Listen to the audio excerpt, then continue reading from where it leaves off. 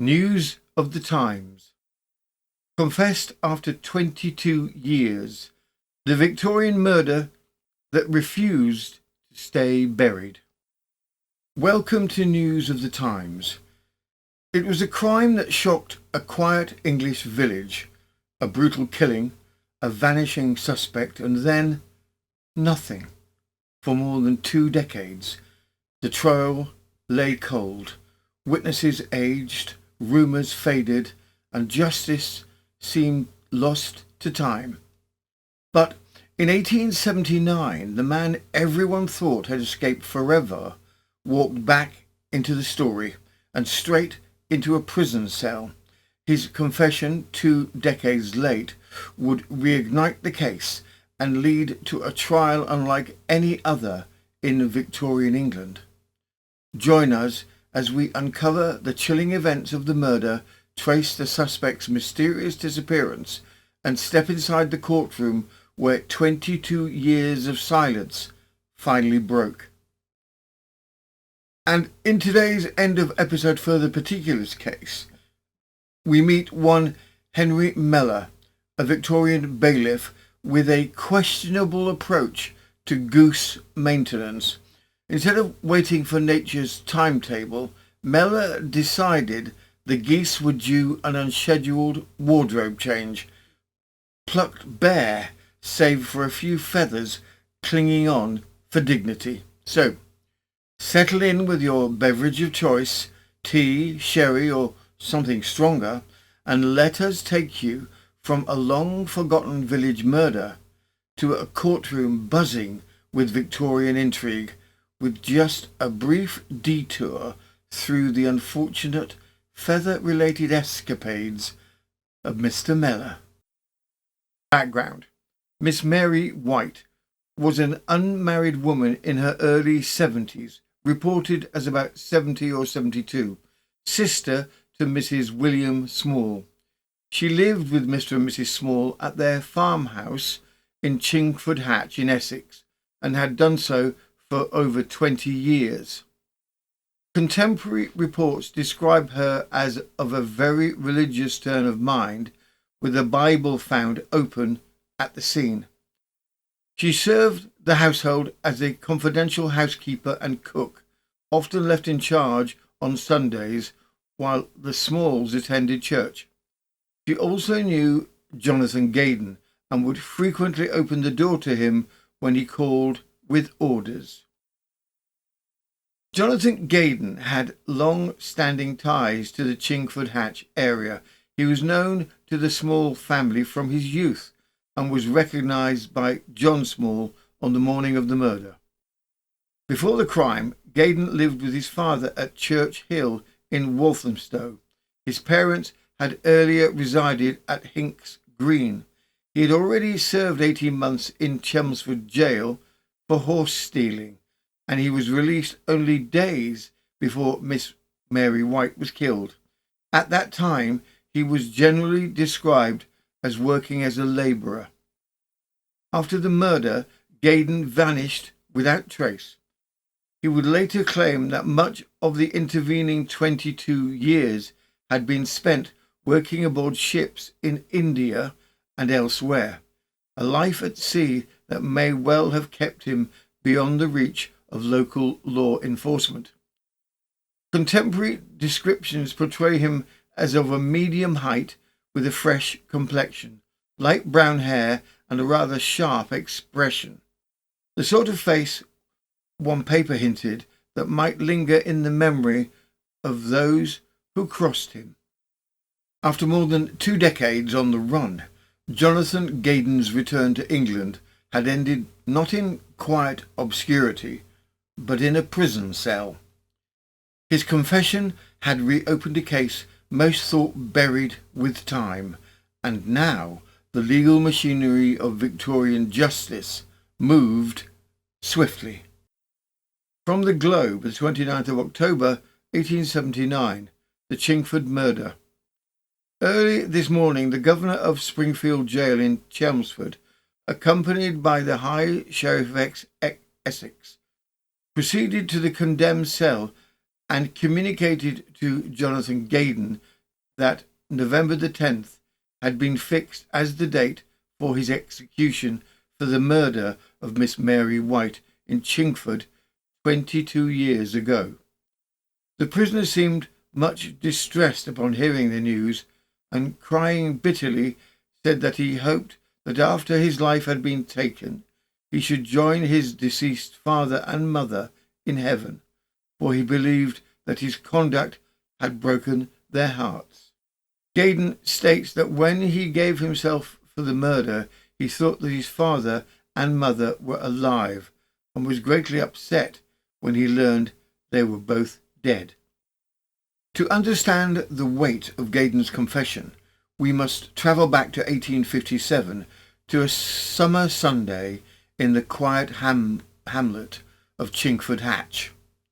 His sudden reappearance in 1879 had torn open the long-sealed wound of a crime that, for more than 2 decades, had lingered without justice, the brutal murder of a 72-year-old Miss Mary White, a well-liked and deeply religious spinster who kept house for her sister and brother-in-law.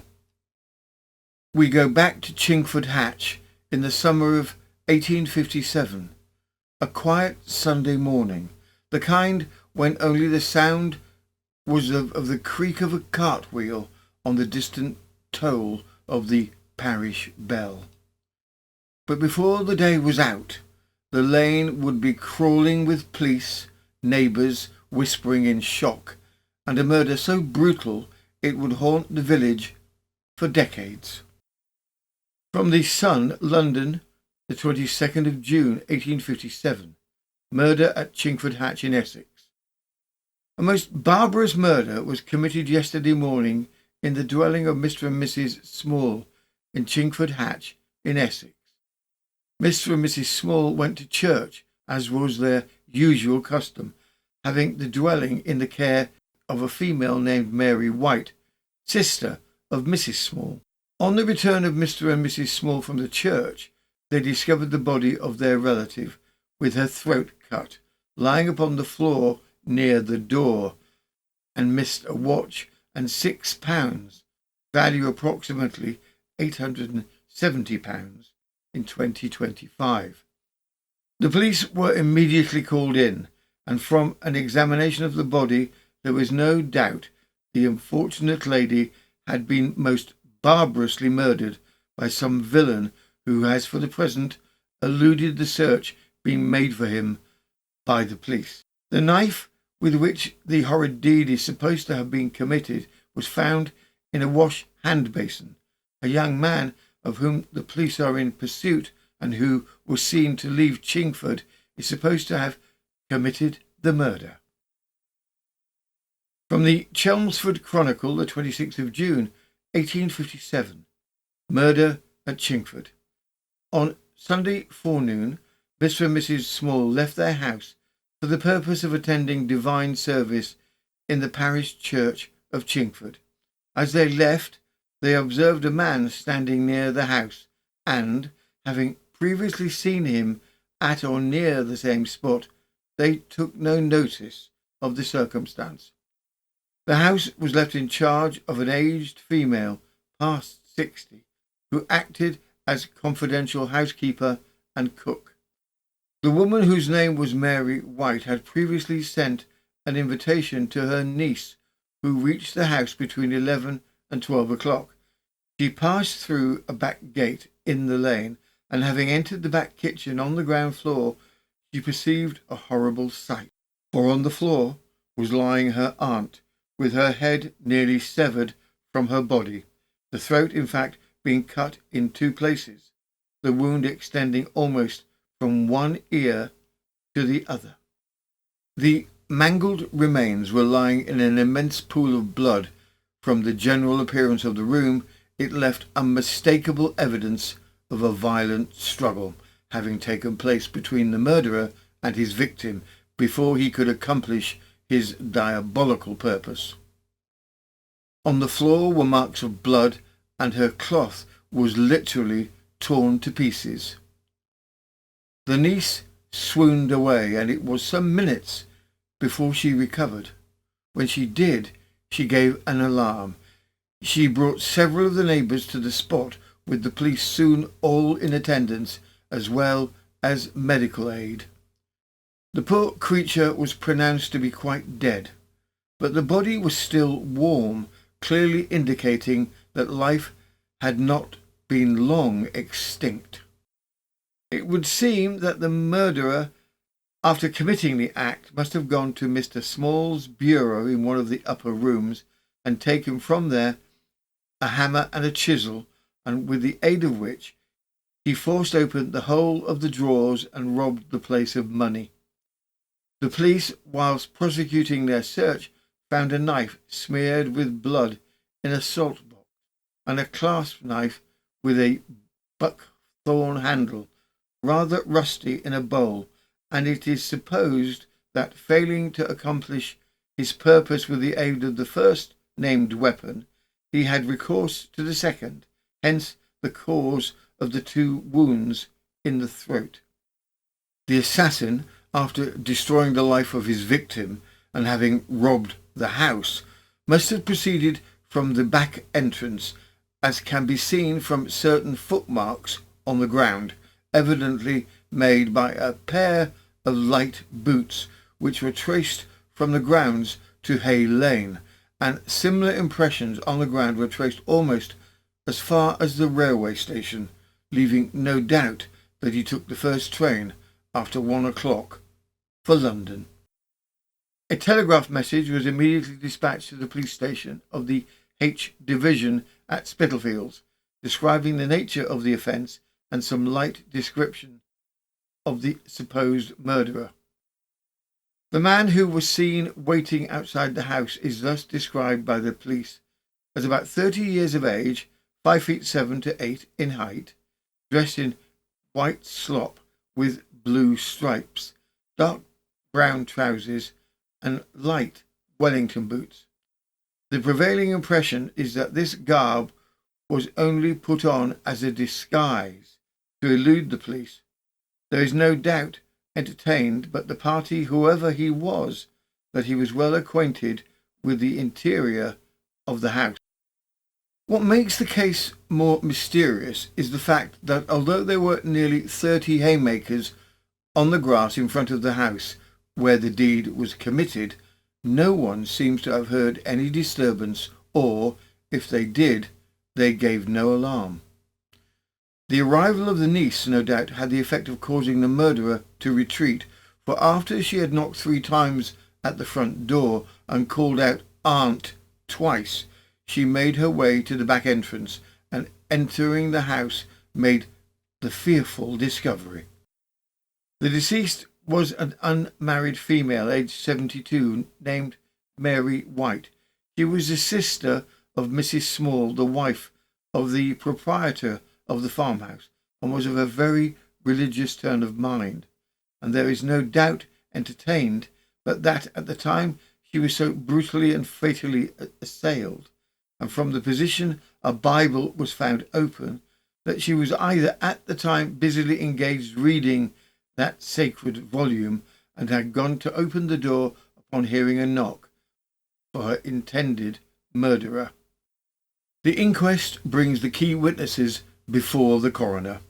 Mr. Small, owner of the property and brother-in-law to the deceased, recounts his movements that Sunday morning. Mrs. Emma Small, the niece who found the body, tells of her arrival and discovery. A neighbour, summoned by Mrs. Small, reports that she heard nothing from the house at the time of the murder, and the surgeon confirms the cause of death, massive blood loss from the throat wounds, and by the time he had examined her, Mary White's body was already cold. It is the general opinion that a great mistake was made in dispatching telegraphic messages to the Spitalfields police station instead of acquainting the various station masters along the line, by which much time would have been saved, and the capture of the murderer would have been certain had he travelled by rail, which is doubtful. Many of the officers engaged in the case considered it to be more probable that the murderers, as it is now believed that more than one was engaged in this sanguinary act, walked to a more distant station on the line in order to lull suspicion in the event of communication by telegraph being made. No suspicion is attached to any person in the vicinity, nor is there any person missing. It was stated late on Tuesday evening that the police are in possession of a clue to the murderer's retreat. An application has been made to Sir George Grey, Secretary of State for the Home Department, praying that a government reward may be offered in order to stimulate the endeavours of the police. Further report. A capture has been effected under the circumstances of suspicion. A policeman on duty at Walthamstow on Monday evening met with a man who seemed to answer to the last description of the suspected murderer sent round to the various stations, and as he gave a confused account of his recent whereabouts, he was taken into custody.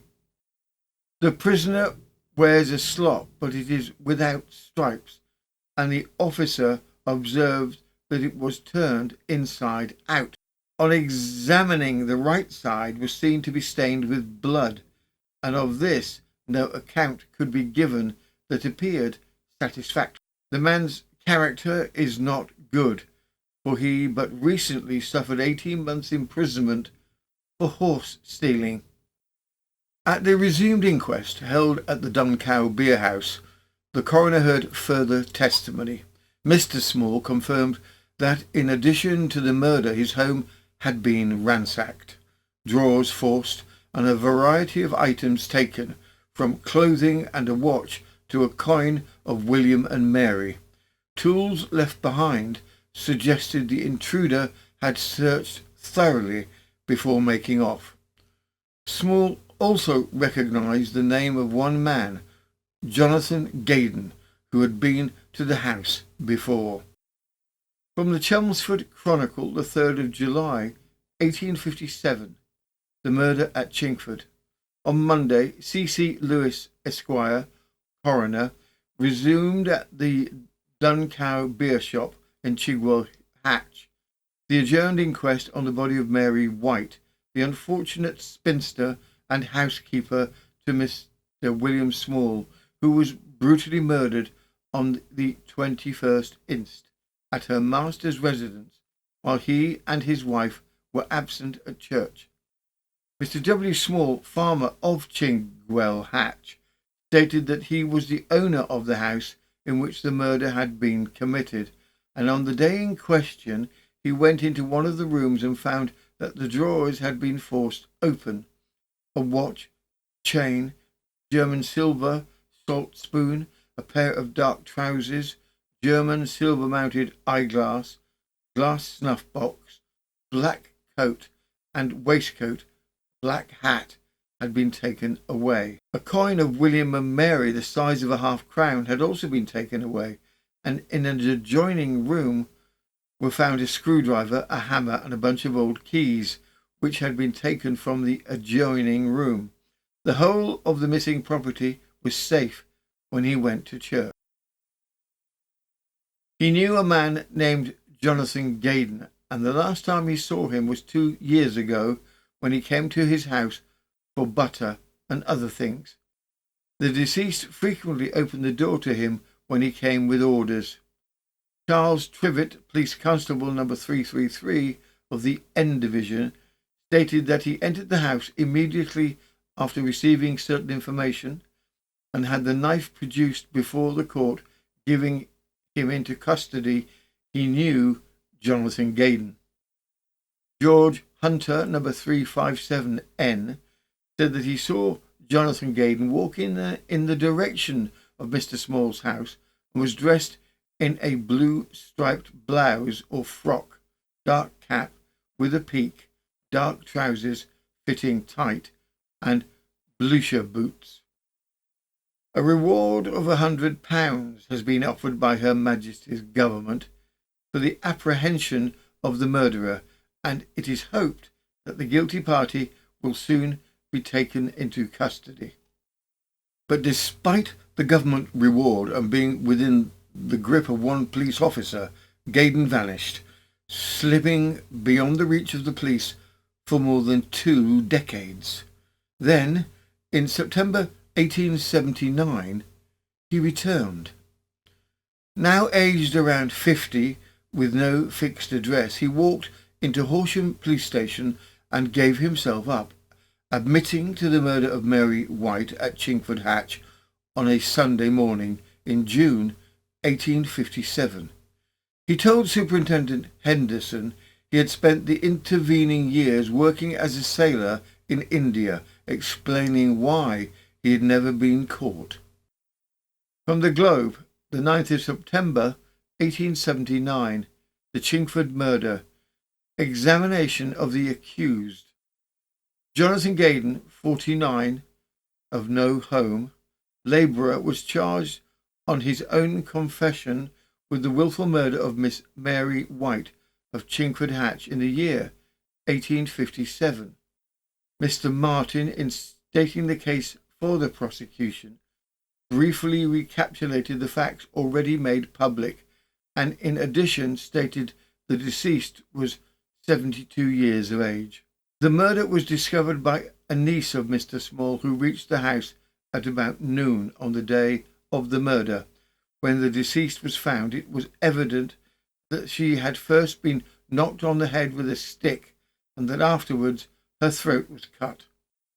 An inquest was held on the body and the verdict of wilful murder was recorded against Jonathan Gaydon, and at the same time a warrant was issued by the Waltham magistrates for his apprehension. In spite of great efforts made to arrest Gaydon, he had eluded the vigilance of the police, and it was only on Friday last that of his own accord he gave himself into custody on the charge which was before the bench.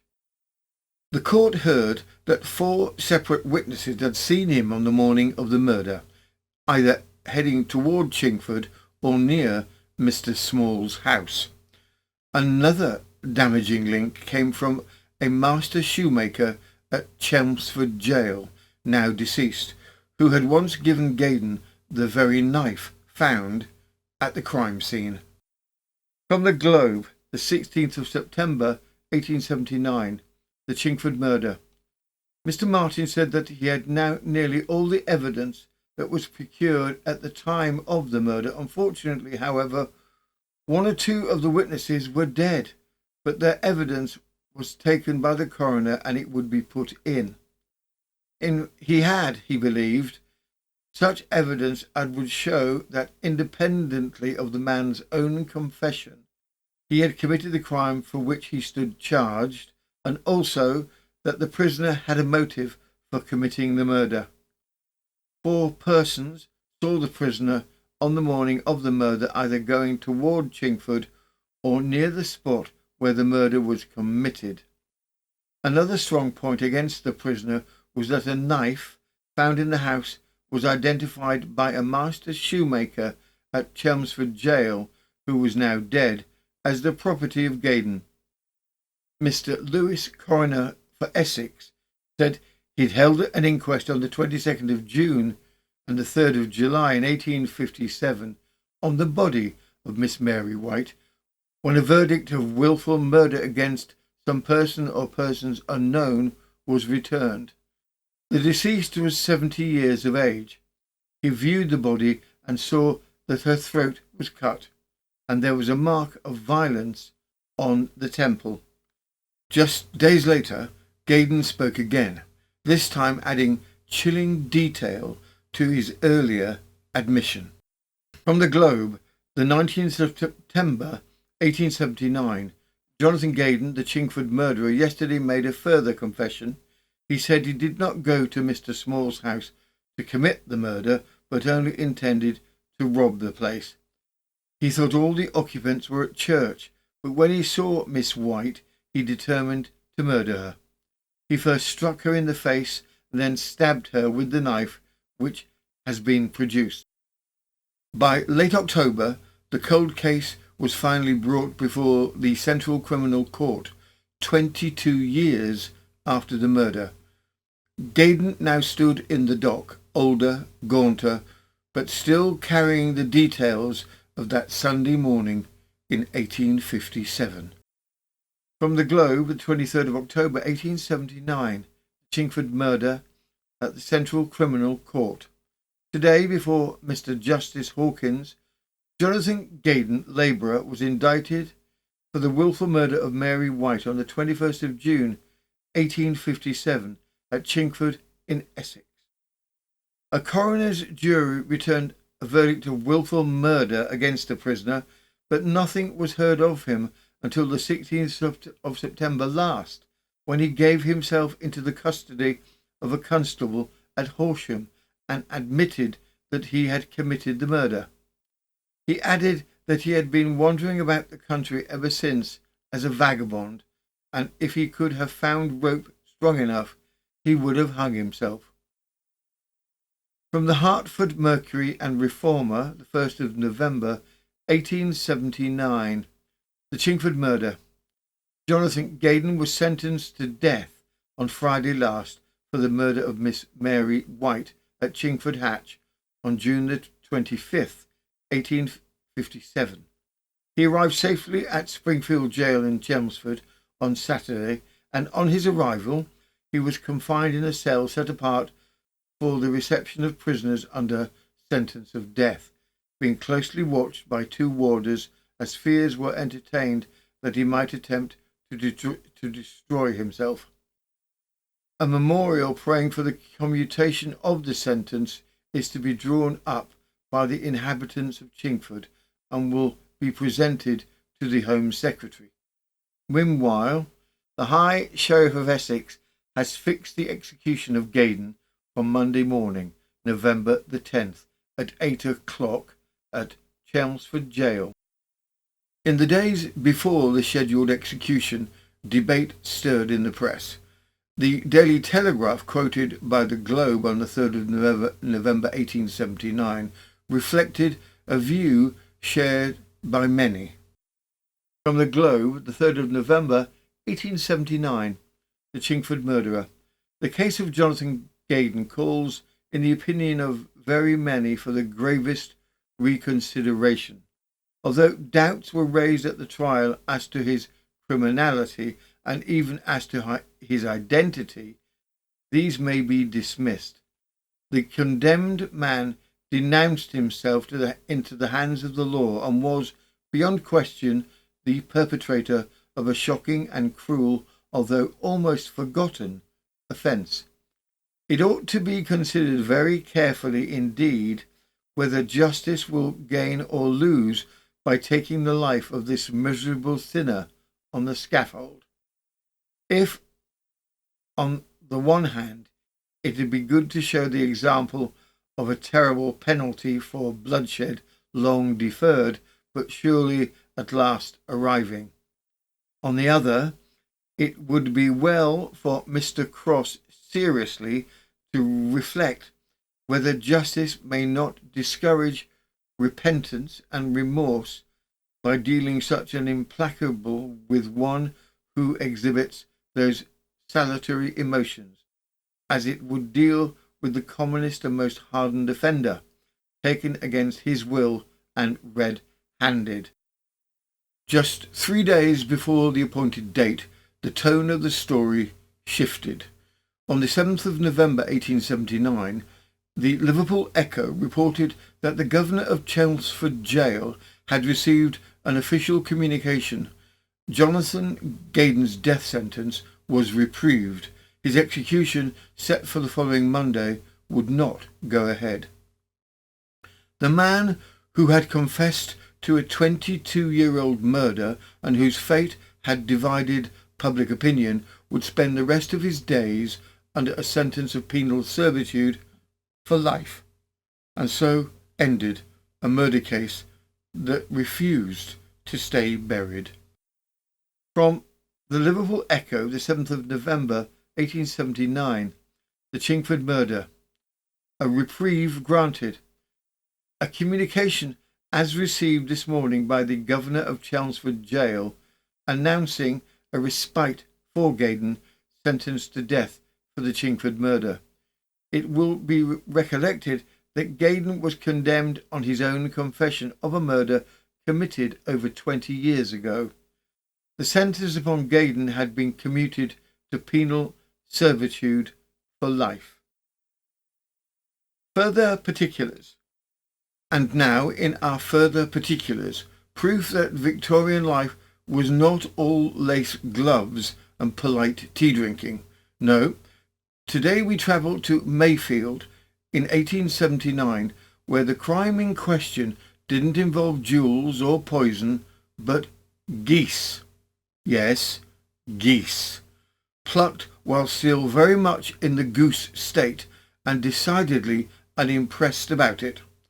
What follows is a tale of a bailiff, a supposedly large tub of feathers, a police constable attempting to wrangle the world's angriest poultry, and a series of excuses so inventive they could have been written by a peculiarly unscrupulous children's author.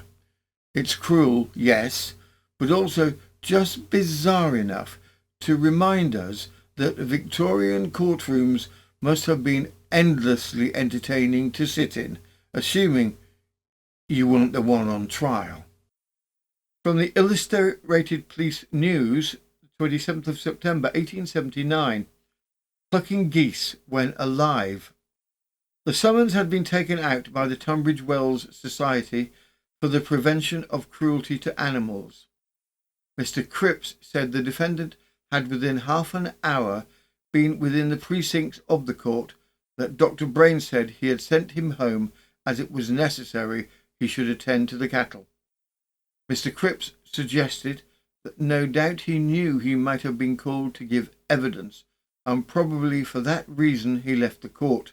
He, Mr. Cripps, was prepared to proceed with the case, but at the same time it was desirable that the defendant should hear the few remarks he had to make, and he asked for the various untruths he, Henry Mellor, the defendant, had told about the feathers which had been found in the house. He then stated the facts of the case. It would be said depends on a great deal upon circumstantial evidence, but he should be able to show conclusively that the geese were in their ordinary condition the day before the alleged offence, and they were driven into an oast house by the defendant and another man who would be called before the bench. But the next day the geese were found to be denuded of all their feathers except for a few on their wings and halfway down their necks. Further than that, you should be able to show you that the defendant had stated to a witness who would be called that geese would not pay unless plucked every 6 weeks or 2 months, and that he, the defendant, should adopt that plan. Mr. Henry Morris, inspector of the Tunbridge Wells Society for the Prevention of Cruelty to Animals, said that in consequence of what he heard, he, on the first instant, in the company of P.C. Tester, went to a farm called Merryweather's at Mayfield in the occupation of Dr. Brain. There they saw a lot of geese, 20 on 30 of them, which had been plucked apparently recently. Having made inquiries, they went to an oast house, and in the chamber there they saw a tub which would hold 2 or 3 bushels. This was full of these feathers, which appeared to have been recently plucked, the ends of some were bloody and all full of sap. In front of the house he saw a large bag of smaller feathers. They then searched for and found the defendant. He told the defendant he wanted to call his attention to the geese, and the defendant said they were molting.